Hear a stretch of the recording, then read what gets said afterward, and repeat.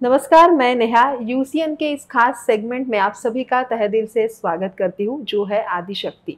आज हमारे साथ ऐसी शख्सियत जुड़ी है जिन्होंने रसोई की दुनिया में नागपुर में ही नहीं पूरे विश्व में अपना एक नाम कमाया है और उसके साथ ही कैंसर जैसे बड़ी बीमारी को पीछे छोड़ के एक पॉजिटिविटी मन में रख के अपना एक मुकाम बनाया है। तो आइए उनसे जानते हैं उनके करियर की शुरुआत कैसे हुई है। नमस्कार मैम। नमस्ते। मैं नेहा आदिशक्ति के इस खास सेगमेंट में आपका तहे दिल से स्वागत करती हूँ। Thank you. जैसे मैंने बोला कि रसोई की दुनिया में आज शेफ नीरज जैन ये नागपुर में ही नहीं पूरे विश्व में एक बड़ा नाम बन चुका है। तो शुरुआत किस तरह से हुई इसकी?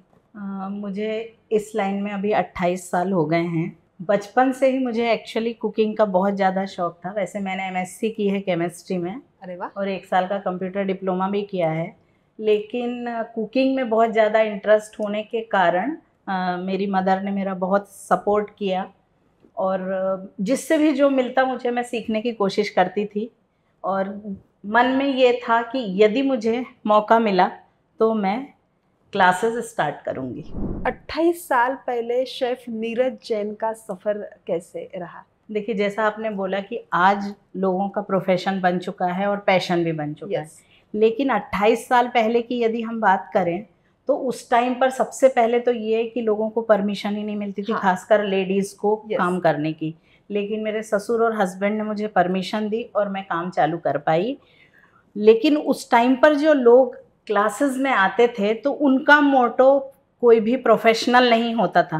उनको लगता था यदि स्टूडेंट आ रहा है तो हमको थोड़ा किचन का नॉलेज होएगा जिससे हम काम कर सके।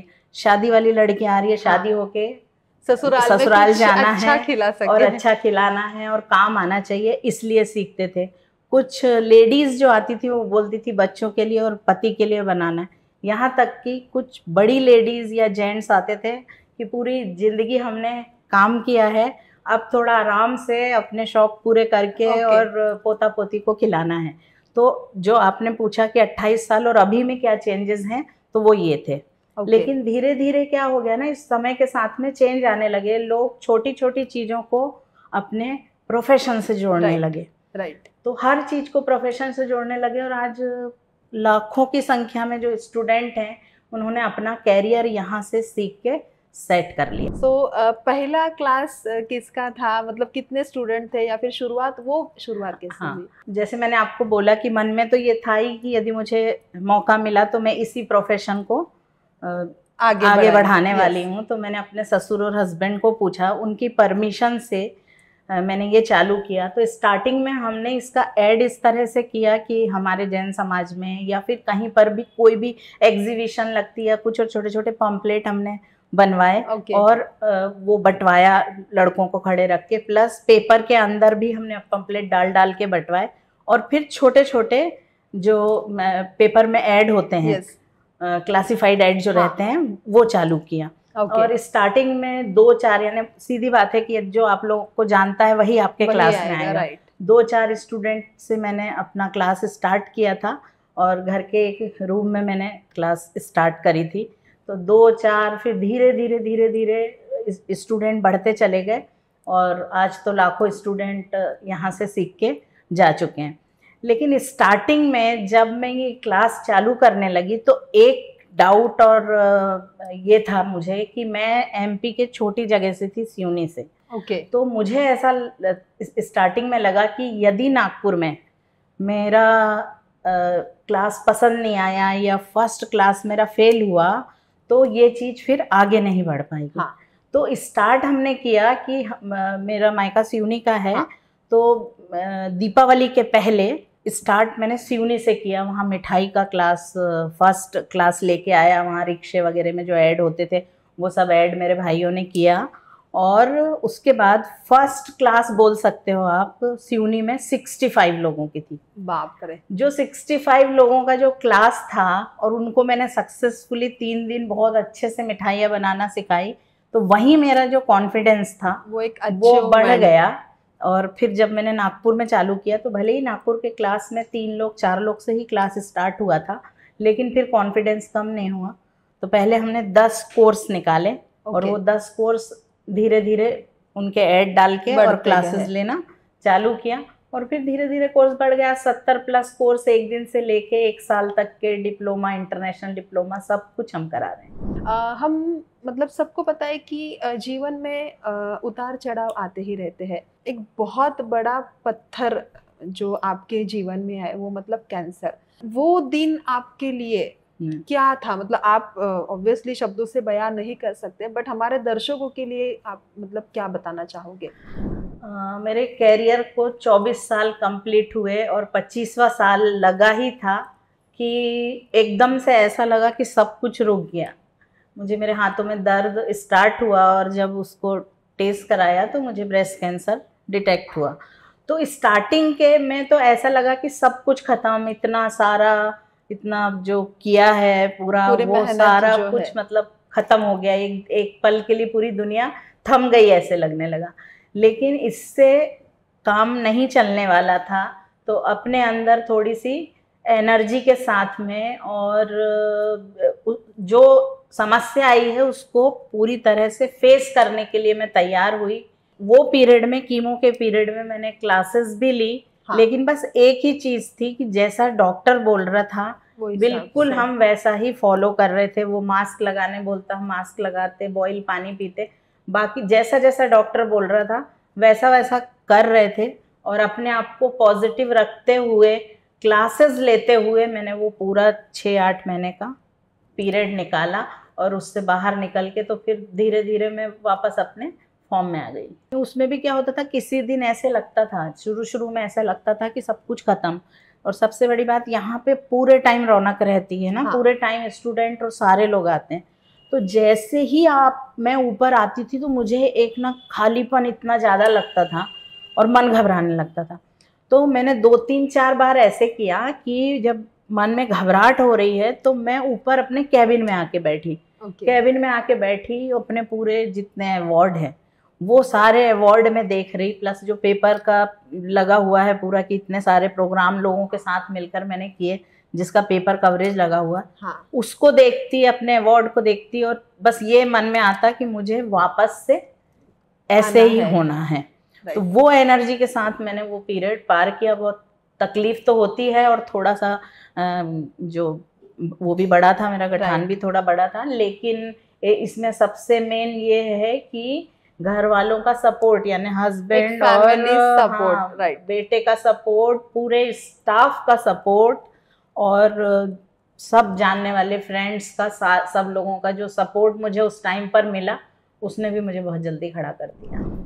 जो गैप एक थी 1 साल की, महज 1 साल तक ये चला, तो आफ्टर 1 ईयर जब आपने कम बैक के बाद पहली डिश आपने क्या बनाई? एक्चुअल में वैसे तो मैं कीमो के टाइम भी क्लासेस ले रही थी, तो केक वगैरह तो मैंने सब बनाए थे। हाँ। केक का ही ले रही थी, कुकिंग का नहीं ले रही थी। कुकिंग का नहीं लेने का कारण भी था क्योंकि रेडिएशन वगैरह जब चलते हैं तो थोड़ा सा कुकिंग कम करने को बोलते हैं, गैस के पास कम जाने को बोलते हैं। लेकिन जब पूरी तरह से ठीक हो गई तो पहला क्लास मेरा सब्जियों का ही था, होटल स्टाइल सब्जियों का। फ्रेंड्स हो, फैमिली हो, या फिर निराली कुकरी एंड बेकरी इंस्टीट्यूट का स्टाफ हो, पूरा सपोर्ट आपको मिला है? बिल्कुल, पूरा 100% सपोर्ट सबका मतलब कहीं ना कहीं मेंटली भी सपोर्ट रहना, या फिर मेंटली सपोर्ट करना, वो भी उतना ही इम्पोर्टेंट है जितना डॉक्टर अपना काम करते हैं, बट जो माइंड सेट है वो आपको आपके फैमिली ने दिया। साथ में मेरे 2 बहुत बड़े सपोर्टर थे, 3 थे, 2 बहुत बड़े, उसमें से 2, एक मेरी फ्रेंड मोना त्रिपाठी और एक मेरी भतीजी साक्षी। ये लोगों ने मुझे पहले दिन से लास्ट तक बिल्कुल भी नहीं छोड़ा।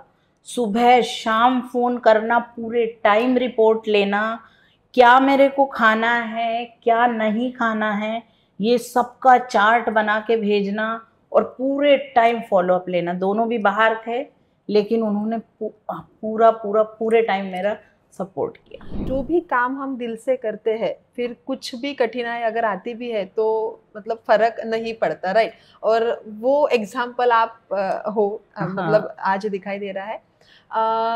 जैसे कोरोना का पीरियड भी आया, राइट? तो कोरोना के पीरियड में भी आपने ऑनलाइन क्लासेस ली, राइट? देखिए यदि आप इसकी बात करेंगे ना तो कोरोना पीरियड में बहुत सारे लोगों का कैरियर पूरी तरह से खत्म हो गया, राइट, है ना। लोगों के जॉब चले गए, हाँ, रोज के तकलीफें लोगों को हुई, लेकिन अब और लोग खाली भी बहुत हो गए। हाँ, लेकिन आपको मैं बताती हूँ कि मैं 20-22 मार्च से हमारा कोरोना मेरे ख्याल से स्टार्ट हुआ था, लेकिन मैं उसी महीने में एक्टिव हो गई थी।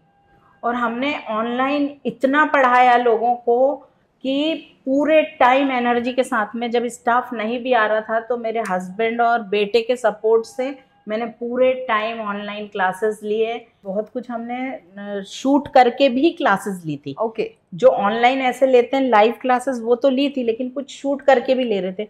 और प्लस जब ये रिकॉर्ड किया उस टाइम तो बहुत सारे लोग अंदर थे, वो रिकॉर्ड के तरफ से जो आते हैं 2 लोग उनके हाँ, साथ में जो इवेंट जिन्होंने प्लान किया था पूरा, वो यहाँ बहुत सारे लोग थे। लेकिन बस यही है कि मास्क लगा के हम सारा काम कर रहे थे। और वो बहुत ही बोल सकते हैं वो पीरियड हमारा पूरा काम करते हुए गया, और हम लोगों को किसी को कोविड भी नहीं हुआ। आज के एपिसोड में आपने जो बातें हमसे साझा की है वो सच में काबिले तारीफ है मैम। आप लेडीज़ को क्या एक मैसेज देना चाहोगे हमारे माध्यम से? देखिए जैसे कि आप सबको मालूम है कि जो आज की लेडीज़ हैं, आज की जो नारी है, वो केवल घर का काम करके रहना नहीं चाहती है। वो चाहती है कि वो कुछ ना कुछ अपना प्रोफेशन में, कोई ना कोई प्रोफेशन में आना चाहती है। जॉब कर रही है, प्लेन चला रही है, अंतरिक्ष में जा रही है, आज की नारी क्या नहीं कर रही है।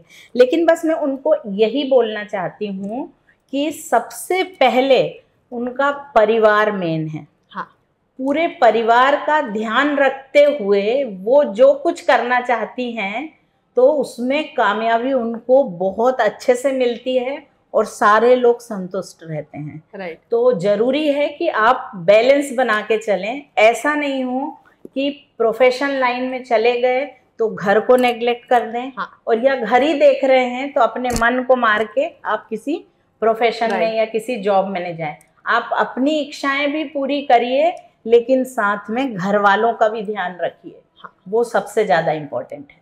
कहीं ना कहीं बैलेंस्ड होना बहुत ज्यादा जरूरी है। और ये आज की नारी बहुत अच्छे से कर सकती है, उसे टाइम मैनेजमेंट करना अच्छा आता है। और दूसरी चीज ये कि जो लोग घड़ी के साथ चलते हैं उनका कहीं कुछ प्रॉब्लम नहीं होता। उनको मालूम है कि मुझे 15 मिनट में ये करना है, तो उनका वो काम 13 मिनट में यदि खत्म हो जाता है तो आज की नारी हर जगह सक्सेस है।